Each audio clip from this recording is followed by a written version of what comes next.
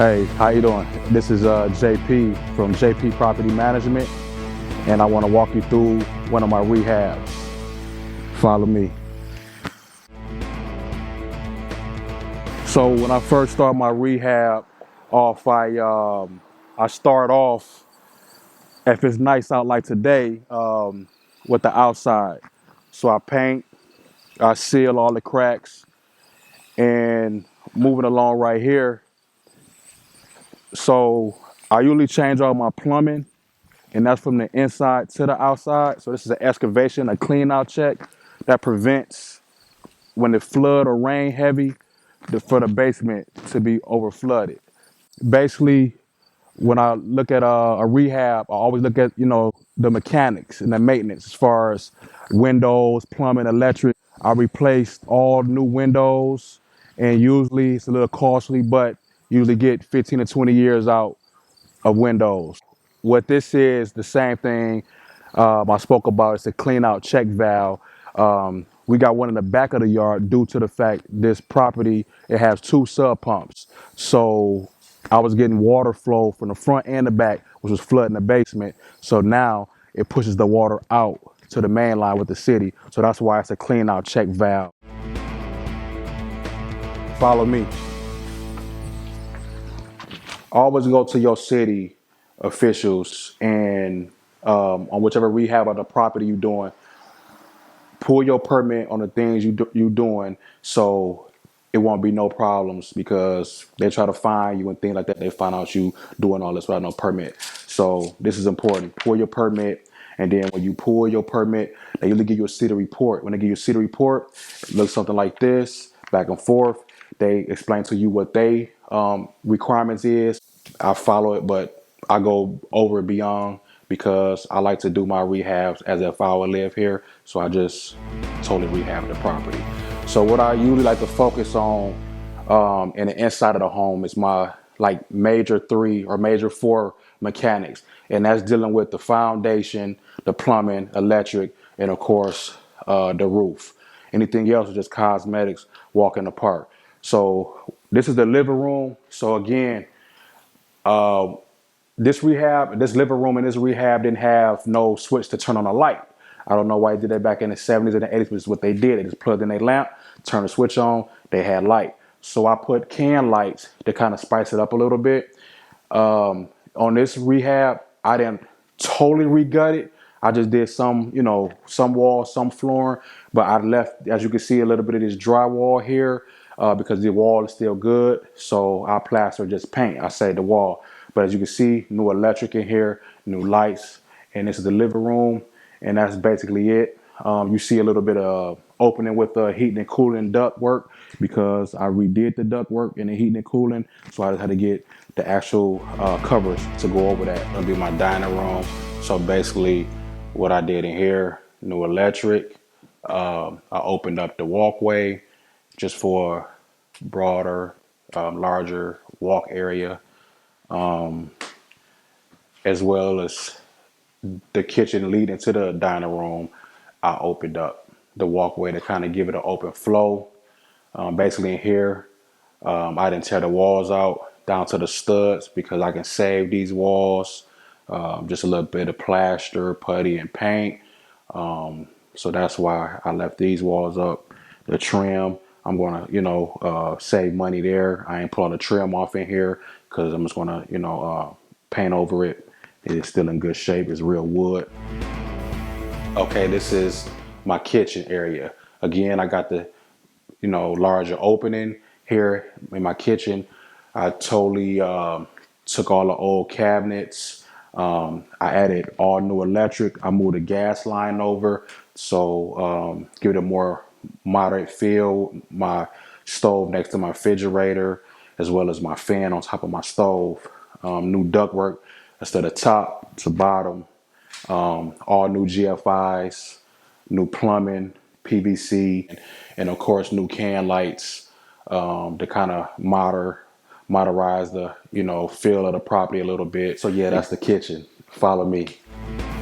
Now the bathroom, as you can see, I completely rehab, regutted was what I call it as well. and that's basically getting down to the studs. So here we down to the studs. So once I close up, I come back over with installation, and then my drywall or green board, whatever I decide to use or whatever. And again, with the plumbing, I got down to the walls because the house was so old. Again, this house was built in like 1915. So I wanted to get down to the what we call the rooter tutor. I wanted to see the bones behind the drywall and walls. So of course I redid the electric because the electric was so old and outdated, over like 40 years worth outdated. Now the plumbing was totally outdated and old. So as you can see, I put all new plumbing up in there. I'm gonna redo the flooring and HVAC system. I redid new switches. So these kind of mechanical things last in this bathroom 15, 20 years outside of cosmetics, a difference, but thank you. So this room is basically just cosmetics that this bedroom need. That's all. Okay, here is the hallway that's leading down to the basement. So what I got going on here, we get real sometimes bitter cold weather in the Midwest. So I just like cut half the wall out so I can stick like installation up there and then replace drywall so to be more warmer in a bitter cold in the Midwest. Follow me. Okay, here we're in the basement area. So where I'm standing at now, this is going to be a laundry room if you visualizing it.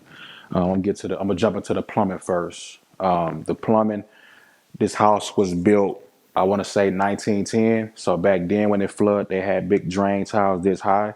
So now I'm more moderate. I cut it, added a new drain tile.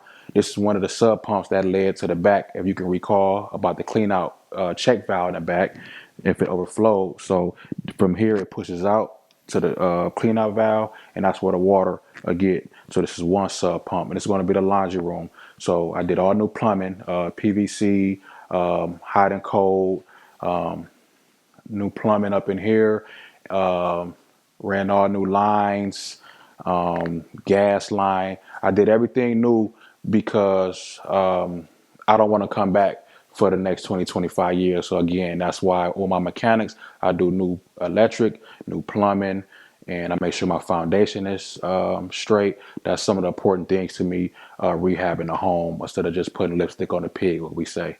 All right, thank you. Follow me. Now over here, I always get my furnace and my water heater checked out. Now, when I purchased this rehab a few years back, the previous owner was an elder, so she had a furnace from almost 30 years ago. So of course, I instantly just put a new one instead of getting it checked out. So on my mechanical side, I put a brand new furnace, of course, new gas lines the correct way, and follow me over here. And again, when I purchased the property, the water heater she had was in here. It worked, but it was over 25 years old. So again, with me, I like to just take that out, put brand new, so I can get another 15 to 20 years and maybe 25. So I put a new water heater, new sprinkler system, in case if it was a fire or anything. And that's important mechanics as well. This is the second sub pump we spoke about in the front of the property, check valve, clean out valve. When it rains for like heavy storms, water, it'll push it out to the main line outside instead of the water coming back in here causing the flood. Whereas the framing, there's going to be a wall. I'm going to close this up. Installation, drywall, paint the floor. Okay, and this little closet we have here, just a little, pantry, whatever, the tenant or the owner want to do.